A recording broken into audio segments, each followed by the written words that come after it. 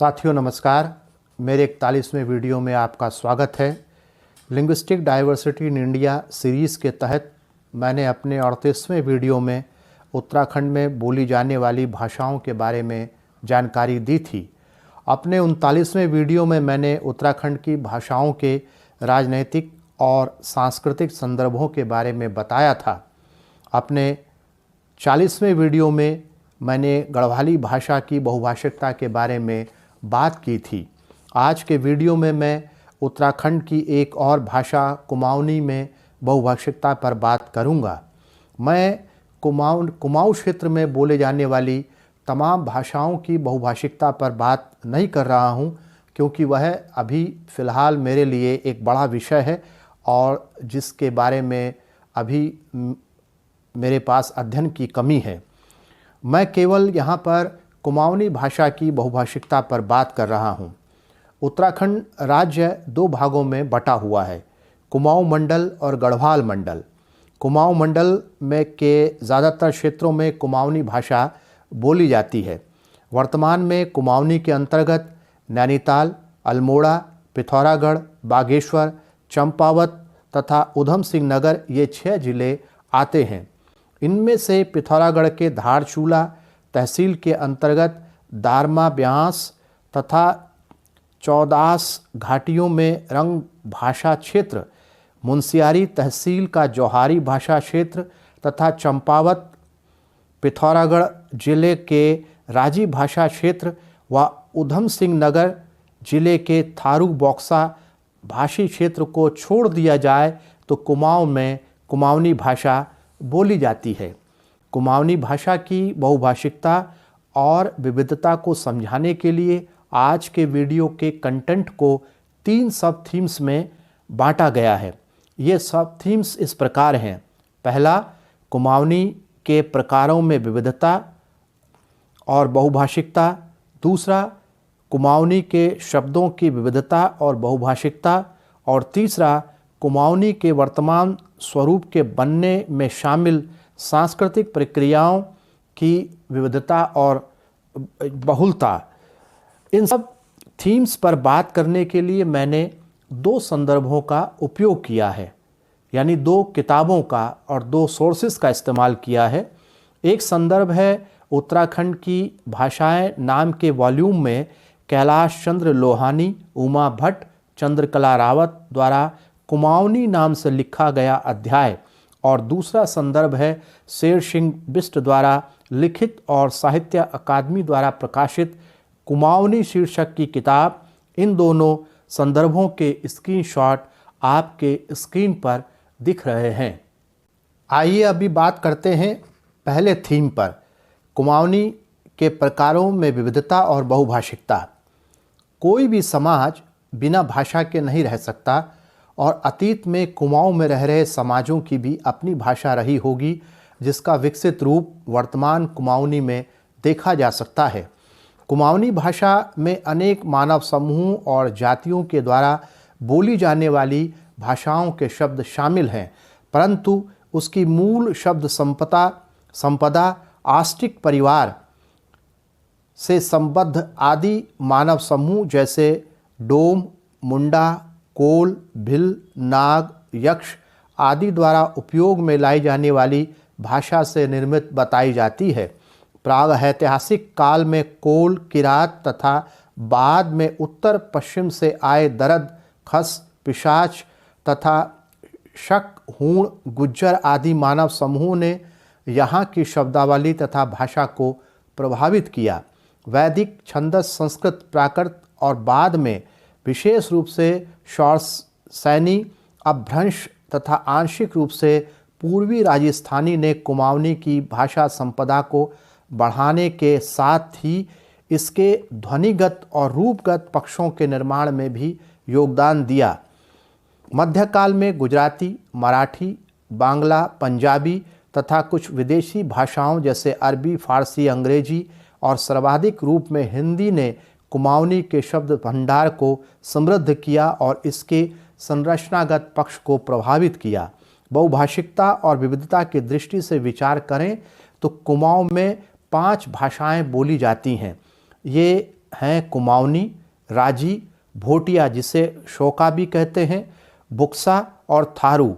कुमाऊनी के दो प्रकार हैं, एक है पूर्वी कुमाऊनी और दूसरा है पश्चिमी कुमाऊनी।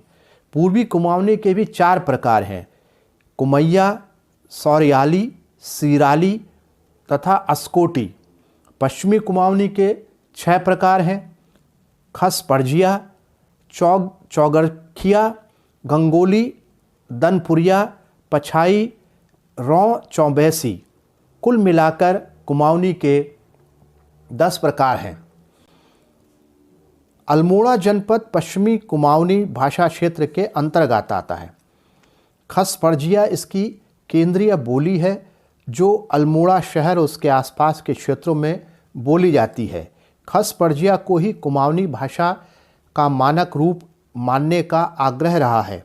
इसकी एक वजह यह हो सकती है कि सन 1563 ईस्वी में अल्मोड़ा नगर बसाया गया और तभी से अल्मोड़ा कुमाऊं की राजनीति का केंद्र रहा और अक्सर राजनीति की भाषा को अन्य भाषाओं पर वरीयता मिल ही जाती है। राजनीतिक का केंद्र होने की वजह से इस इलाके में बोले जाने वाली भाषा को कुमाऊनी की मानक भाषा मानने का दबाव रहा होगा। किस भाषा के किस रूप को मानक माना जाएगा, इसमें राजनीतिक शक्ति भी अपनी भूमिका निभाती है। तो हमने देखा कि कुमाऊनी जिसे हम एक भाषा के रूप में जानते हैं, दरअसल उसके 10 अलग अलग प्रकार हैं और ये दिखाता है कि प्रकारों के स्तर पर भी कुमाऊनी एक बहुभाषिक भाषा है। अब बात करते हैं दूसरे थीम की, यानी कुमाऊनी में शब्दों की विविधता और बहुभाषिकता। अगर कुमाऊनी में 10 अलग अलग तरह की भाषाएं बोली जाती हैं तो फिर इसका मतलब ये है कि ये बिना अलग अलग शब्द संपदा के नहीं हो सकती। अगर कुमाऊनी के 10 अलग अलग रूप हैं तो उसमें उनके उच्चारण में अंतर होने के साथ साथ जो शब्द हैं और उनके अर्थ हैं उसमें भी फ़र्क होगा, तभी ये 10 अलग अलग रूप जो है हमें कुमाऊं क्षेत्र में कुमाऊनी भाषा के मिलते हैं। इस समय आपके स्क्रीन पर कुमाऊनी भाषा में इस्तेमाल होने वाले कुछ शब्द दिख रहे हैं। जरा इन शब्दों पर गौर कीजिए। बगत, टेम, छकाल, ठुल, बौजू, सैणी, फर्स्ट क्लास या फर्स्ट क्लास, नजीक, सूड़, उकाव, सफ़ेद। आप में से अनेक स्क्रीन पर दिख रहे शब्दों के अर्थ का अंदाज़ा लगा पा रहे होंगे। ऐसे इन जो शब्द आपकी स्क्रीन पर दिखाई दे रहे हैं, इनमें से कई ऐसे शब्द हो सकते हैं जिनके अर्थ का अंदाज़ा आप लगा पा रहे होंगे, लेकिन इनमें से कुछ ऐसे शब्द भी आपको दिख रहे होंगे जिनका अंदाज लगाना, यानी जिनके अर्थ का अंदाज लगाना आपके लिए असंभव हो रहा होगा। जैसे ये शब्द है छकाल, या दूसरा शब्द है सूड़ या उकाव। इन शब्दों का आप क्या अर्थ लगाओगे? खास तौर पर जो हिंदी वाले लोग हैं उनके लिए जो ये एक्सरसाइज है वो विशेष तौर पर काम की है, और वो ये समझने के लिए कि क्या कुमाऊनी को हिंदी कहा जा सकता है। जिस तरह से कुमाऊनी को हिंदी के अंतर्गत ही लेने की कवायद लंबे समय से चल रही है, तो क्या कुमाऊनी को हिंदी कहा जा सकता है? और कम से कम ये आपकी स्क्रीन पर जो ये शब्द दिखाई दे रहे हैं, जिसमें छकाल है, सूड़ है, उकाव है, सैणी है, ये जो शब्द हैं ये बता रहे हैं कि कुमाऊनी का अपना अलग अस्तित्व है, हिंदी से अलग अस्तित्व है। और ऐतिहासिक तौर पर देखें तो कुमाऊनी हिंदी से एक पुरानी भाषा है, जो एक पुराने परंपरा से चली आ रही जो भाषाई धारा है उसका हिस्सा है। ये सही बात है कि बाद में जाकर के जो हिंदी है उसका असर कुमाऊनी और उस क्षेत्र की भाषाओं पर पड़ा और हमारे सामने आज कुमाऊनी का वो रूप दिखाई देता है। लेकिन उसके बाद भी जो कुमाऊनी है वो हिंदी से अलग एक अपना अस्तित्व रखती है। अगर हम कुमाऊनी को हिंदी के ही अंतर्गत मान लेते हैं तो ये कुमाऊनी के साथ जो है एक स्पष्ट तौर पर अन्याय होगा। अब आप पहले दिखाए गए शब्दों के अर्थ देखिए और सोचिए कि क्या कुमाऊनी की हिंदी से एक अलग पहचान है या नहीं है। आपकी स्क्रीन पर ये उनके शब्दार्थ चल रहे हैं। बगत, बगत का तो आप अर्थ शायद लगा सकें, जो है ये इसका समय है और ये इसका जो सोर्स है, यानी इसकी जो मूल कहाँ से ये शब्द आया होगा, वक्त से ये शब्द आया है और बिगड़ करके बगत हो गया। टेम शब्द है, उसका भी अर्थ समय है और ये इसका भी जो स्रोत है वो आप अंदाज लगा सकते हैं कि अंग्रेजी से आया है। लेकिन ये शब्द है छकाल, ये बिल्कुल अलग तरह का शब्द है। इसका स्रोत आप कहाँ से ढूंढेंगे? इस छकाल शब्द का अर्थ दोपहर, ठुल बौजू यानी ताऊ, सैणी यानी पत्नी, वाइफ। फर्स्ट क्लास का आप अंदाज लगा सकते हैं कि ये फर्स्ट क्लास यानी बहुत बढ़िया का जो बिगड़ा हुआ रूप है वो हमें कुमाऊनी भाषा ने अपना लिया है। नजीक शब्द, नजीक जो है वो नज़दीक शब्द से बना है। सफ़ेद है शब्द सफ़ेद, लेकिन वो कुमाऊनी भाषा के पास पहुंचा और कुमाऊनी ने उसे सफ़ेद करके अपना लिया है। तो इस तरह से हम देखें तो कुमाऊनी भाषा में अरबी के, फ़ारसी के, तुर्की के, पुर्तगाली के, अंग्रेज़ी आदि भाषाओं के शब्द मिलते हैं। इनमें से हम कुछ भाषाओं के उदाहरण देखते हैं। जैसे अरबी भाषा के शब्द हैं अजब, अफसर, अर्जी, आदमी, जिद, ताकत। फ़ारसी भाषा के शब्द हैं मर्द, होश, सरकार, तंग। तुर्की भाषा के शब्द हैं कुली, चाकू, लाश, कैंची। पुर्तगाली से आए हुए शब्द हैं मेज, कमरा, कनस्तर, अचार, बाल्टी, बोतल, अलमारी। अंग्रेजी से तो कुमाऊनी में अब बहुत सारे शब्द आ गए हैं। School, station, collar, number, boot, bus, jeep, motor, telephone, computer, phone, sim, ये तमाम तरह के शब्द हैं जो अब कुमाऊनी में बढ़ते जा रहे हैं। इसके अलावा कुमाऊनी भाषा में कई ऐसे शब्द हैं जो ठेठ कुमाऊनी के हैं और जिनकी जो उत्पत्ति है वो भारतीय जो आर्यकुल की भाषाएं हैं उनमें खोजना शायद एक बेकार की एक्सरसाइज होगी। जैसे खुट, बगड़, स्यार, भोल, इनमें से कुछ शब्द आपकी जो है स्क्रीन पर दिख रहे हैं। ये ठेठ जो कुमाऊनी भाषा है, यानी जो उसकी जो वहाँ के रहने वाले प्राचीन मानव समूह हैं उनके द्वारा विकसित की गई जो भाषा है और शब्दावलियाँ हैं जो कुमाऊनी की में रच बस गए हैं और कुमाऊनी की धारा में मिल गए, वो ये शब्द हैं। कुमाऊनी में द्रविड़ भाषाओं के शब्द भी मिलते हैं, जैसे नारियल है या सुपारी है।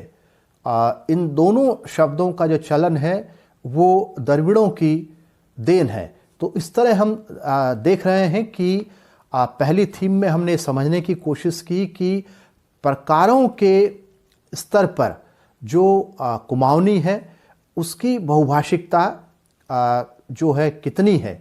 यानी हमको पता चला कि 10 प्रकार की कुमाऊनी है और शब्दों के स्तर पर दूसरे थीम के तहत हमने समझने की कोशिश की कि कुमाऊनी में जो शब्दों की परंपरा है, शब्द संपदा है कुमाऊनी के पास में, उसके स्रोत फैले हुए हैं, जिनमें से कुछ उदाहरण मैंने आपके सामने रखे हैं हो सकता है कि पंजाबी से, बंगाली से, गुजराती से और दूसरी जो भाषाएं हैं, हिमाचल से जो भाषाएं बोली जाती है हिमाचल में, उनसे भी हो सकता है कि कुमाऊनी में जो है शब्द आए हों। नेपाली से शब्द आए हों, हो सकता है तिब्बती भाषा से यहाँ शब्द आए हों।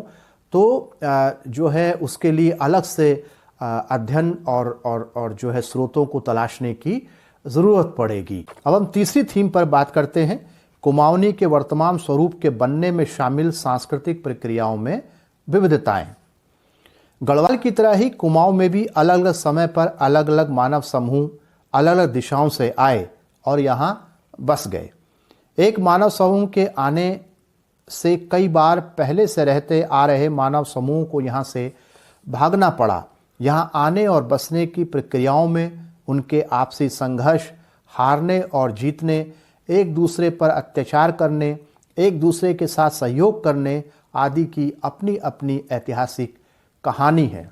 शुरुआती रूप 13वीं शताब्दी के अंत में कुमाऊं के चंदवंशीय शासकों के ताम्रपत्रों में उपलब्ध है। ताम्रपत्रों में उपलब्ध कुमाऊनी के प्राचीन नमूनों में अंत में ह्रस्व स्वर की प्रवृत्ति, संस्कृत भाषा के शब्दों का प्रयोग और नेपाली भाषा का प्रभाव दिखाई देता है। 18वीं शताब्दी तक आते आते कुमाऊनी का अपना स्वरूप स्पष्ट होता गया। सन 1728 में पंडित रामभद्र त्रिपाठी द्वारा वृद्ध चाणक्य नामक पुस्तक की कुमाऊनी में लिखी गई टीका इसका प्रमाण है। प्रागैतिहासिक काल में आग्नेय परिवार की भाषा का उपयोग करने वाली कोल किरात जातियां यहाँ रहती थीं। बाद में यहाँ पश्चिमोत्तर से खस मानव समूहों का प्रवेश हुआ जो पिशाच या दरद से संबंधित थीं। आदिम मानव समूह की बोली को खस मानव समूह की भाषा ने इतना प्रभावित किया कि यहाँ की प्राचीन बोली दबती चली गई और उसके स्थान पर खस भाषा उभरती चली गई। दरद खस भाषाओं की बहुत सी विशेषताएं आज भी कुमाऊनी में मिलती हैं। शौरसैनी अपभ्रंश और कुमाऊनी में ध्वनि, शब्द समूह और रूपात्मक संरचना की समानता के आधार पर कुमाऊनी को शौरसैनी से उत्पन्न माना जाता है। मध्यकाल में महाराष्ट्र, गुजरात, राजस्थान और उत्तर प्रदेश से अनेक जातियां कुमाऊं में आकर बसीं, जिसके कारण इन स्थानों की भाषाओं का प्रभाव कुमाऊनी पर पड़ा है। पुराणों में कुमाऊं को मानस खंड कहा गया और गढ़वाल को केदार खंड कहा गया। इतिहासकारों का कहना है कि शुरू में यहाँ यक्ष, गंधर्व, किन्नर, नाग, हूण, कोल, किरात, कुनिंद, तंगण, खश, शक, वैदिक आर्य, कत्यूरी तथा चंद आदि समय समय पर अलग अलग रास्तों से आए और बसे।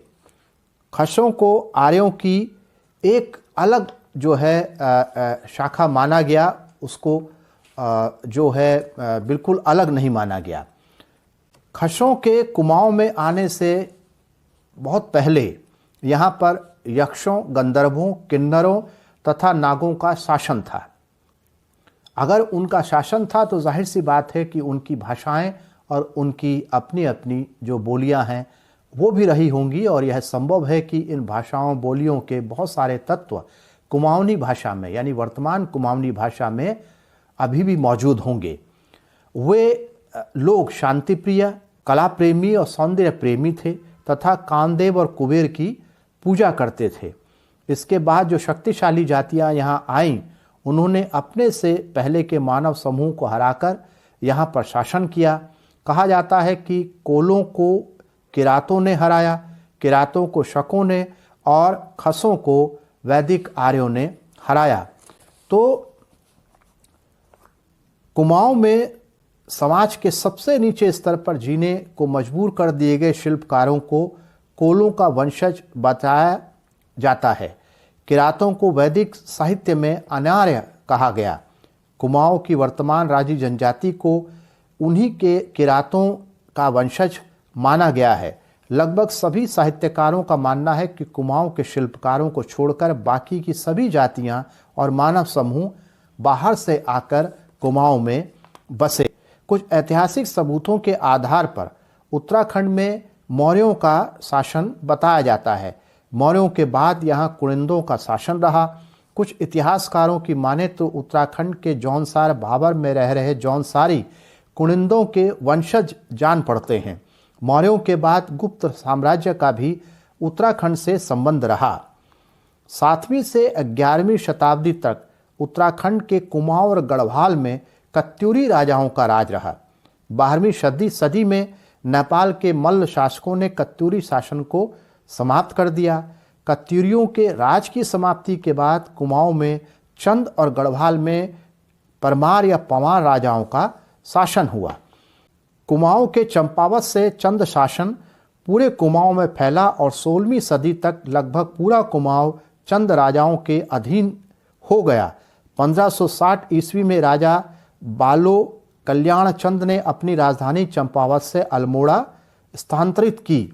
सन 1563 में अल्मोड़ा नगर बसाया गया। राजा बालो कल्याण चंद की रानी राजा हरिमल की बहन थी। कल्याण चंद ने हरिमल से सीरा नाम की जगह को दहेज में मांगा, लेकिन हरिमल ने कल्याण चंद को दहेज में सीरा की जगह पिथौरागढ़ दिया। बाद में राजा बालो कल्याण चंद के बेटे रूपचंद्र ने अपने मामा हरिमल पर हमला करके सीरा को जीत लिया और अपने राज्य में मिला लिया। 1790 ईस्वी से 1815 ईस्वी तक यानी 25 साल तक कुमाऊं में गोरखा शासन रहा। 1804 में गोरखों ने गढ़वाल को भी अपने कब्जे में ले लिया। 2 साल तक चली लंबी लड़ाई के बाद सन 1815 में ईस्ट इंडिया कंपनी ने गोरखों को हरा दिया। कंपनी और गोरखों के बीच सिगौली की संधि हुई, जिसके फलस्वरूप कंपनी ने कुमाऊं को अपने कब्जे में ले लिया। इस तरह 1815 से लेकर 1947 ईस्वी तक कुमाऊं में अंग्रेजों का शासन रहा। कुमाऊं में यक्ष, गंधर्व, किन्नर, नाग, हूण, कोल, किरात, कुनिंद, तंगण, खस, शक, वैदिक, आर्य, कत्तूरी और चंद लोग आए और रहे। कुमाऊं में 25 सालों तक गोरखा राजशाही का राज रहा। 1815 से 1947 तक 132 सालों तक कुमाऊं में पहले ईस्ट इंडिया कंपनी और 1857 के बाद ब्रिटिश सरकार का राज रहा। इन सभी राजनीतिक गतिविधियों का असर कुमाऊं की भाषाओं और कुमाऊनी भाषा पर भी पड़ा होगा। इन राजनीतिक बदलावों से कुमाऊनी में अनेक स्रोतों से शब्द आए होंगे और उन्होंने कुमाऊनी को एक बहुभाषिक भाषा बनाया होगा। यानी कि तीसरे जो थीम है उसमें हमने समझने की कोशिश की कि जो कुमाऊं का क्षेत्र है वो कैसे बना, उसमें अलग अलग मानव समूह कहाँ कहाँ से आए, कितने कितने मानव समूह आए और उनकी जो बोली भाषाएं थी, उन्होंने कुमाऊनी भाषा को जो है अलग अलग समय पर अलग अलग मात्रा में जो है वो जो है समृद्ध किया। आज के वीडियो में इतना ही। अगर आपको ये वीडियो अच्छा लगा तो मेरी आपसे रिक्वेस्ट है कि इसे लाइक, शेयर और सब्सक्राइब करें। एक घंटी जैसे आकृति होगी उसे दबाएं ताकि नया वीडियो आने पर आपको उसका नोटिफिकेशन मिल जाए। नमस्कार।